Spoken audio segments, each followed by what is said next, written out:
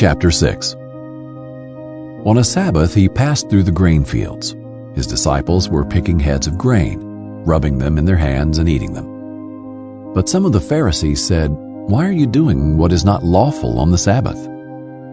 Jesus answered them, "Haven't you read what David and those who were with him did when he was hungry? How he entered the house of God and took and ate the bread of the presence, which is not lawful for any but the priest to eat. He even gave some to those who were with him." Then he told them, "The Son of Man is Lord of the Sabbath." On another Sabbath he entered the synagogue and was teaching. A man was there whose right hand was shriveled. The scribes and Pharisees were watching him closely to see if he would heal on the Sabbath, so that they could find a charge against him. But he knew their thoughts and told the man with the shriveled hand, "Get up and stand here." So he got up and stood there. Then Jesus said to them, "I ask you, is it lawful to do good on the Sabbath or to do evil, to save life or to destroy it?" After looking around at them all, he told him, "Stretch out your hand." He did, and his hand was restored. They, however, were filled with rage and started discussing with one another what they might do to Jesus. During those days he went out to the mountain to pray and spent all night in prayer to God. When daylight came, he summoned his disciples, and he chose 12 of them, whom he also named apostles: Simon, whom he also named Peter, and Andrew his brother, James and John, Philip and Bartholomew, Matthew and Thomas, James the son of Alphaeus, and Simon called the Zealot, Judas the son of James, and Judas Iscariot, who became a traitor.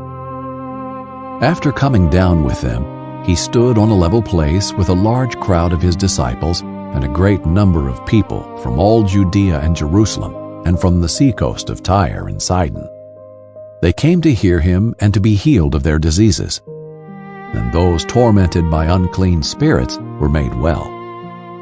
The whole crowd was trying to touch him, because power was coming out from him and healing them all. Then, looking up at his disciples, he said, "Blessed are you who are poor, because the kingdom of God is yours. Blessed are you who are hungry now, because you will be filled. Blessed are you who weep now, because you will laugh. Blessed are you when people hate you, when they exclude you, insult you, and slander your name as evil because of the Son of Man. Rejoice in that day and leap for joy.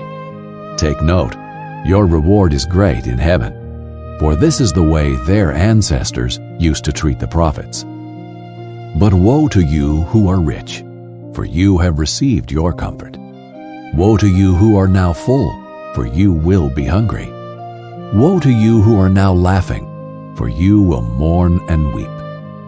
Woe to you when all people speak well of you, for this is the way their ancestors used to treat the false prophets. But I say to you who listen, love your enemies. Do what is good to those who hate you. Bless those who curse you. Pray for those who mistreat you. If anyone hits you on the cheek, offer the other also. And if anyone takes away your coat, don't hold back your shirt either. Give to everyone who asks you, and from someone who takes your things, don't ask for them back. Just as you want others to do for you, do the same for them. If you love those who love you, what credit is that to you? Even sinners love those who love them. If you do what is good to those who are good to you, what credit is that to you? Even sinners do that. And if you lend to those from whom you expect to receive, what credit is that to you? Even sinners lend to sinners to be repaid in full. But love your enemies, do what is good, and lend, expecting nothing in return. Then your reward will be great, and you will be children of the Most High, for He is gracious to the ungrateful and evil. Be merciful, just as your Father also is merciful. Do not judge, and you will not be judged. Do not condemn, and you will not be condemned. Forgive, and you will be forgiven. Give, and it will be given to you. A good measure, pressed down, shaken together, and running over, will be poured into your lap. For with the measure you use, it will be measured back to you." He also told them a parable. "Can the blind guide the blind? Won't they both fall into a pit? A disciple is not above his teacher, but everyone who is fully trained will be like his teacher. Why do you look at the splinter in your brother's eye, but don't notice the beam of wood in your own eye? Or how can you say to your brother, 'Brother, let me take out the splinter that is in your eye,' when you yourself don't see the beam of wood in your eye? Hypocrite! First take the beam of wood out of your eye, and then you will see clearly to take out the splinter in your brother's eye. A good tree doesn't produce bad fruit. On the other hand, a bad tree doesn't produce good fruit. For each tree is known by its own fruit. Figs aren't gathered from thorn bushes, or grapes picked from a bramble bush.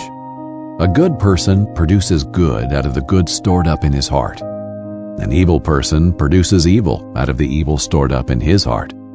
For his mouth speaks from the overflow of the heart.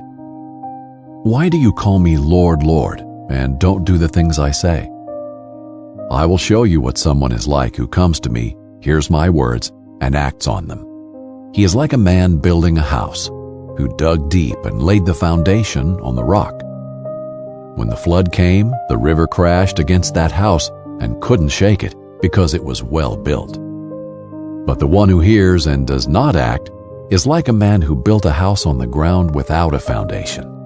The river crashed against it, and immediately it collapsed, and the destruction of that house was great.